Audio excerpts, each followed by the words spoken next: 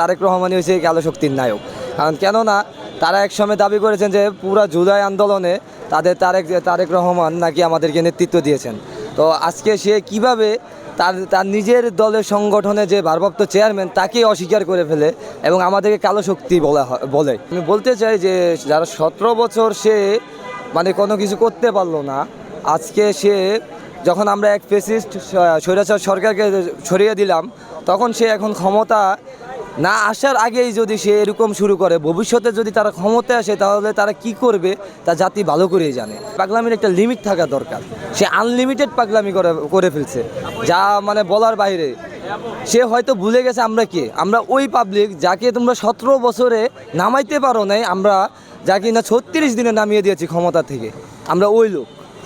আর আজকে আমাদের কারণে তোমরা আজকে গলা উঁচু করে তোমরা আওয়াজ করে কথা বলতে পারছো। আর 17 বছর যখন শেখ হাসিনা ছিল, একজন ফ্যাসিস্ট সরকার ছিল, তখন তোমরা কখনো আওয়াজ করতে পারো না, এত আন্দোলন করছো, তারপরে স্বৈরাচারের পতন ঘটাতে পারো না। আমাদের ছাত্রদের উপরে তুমি ভর করে আজকে ক্ষমতার স্বপ্ন দেখছো।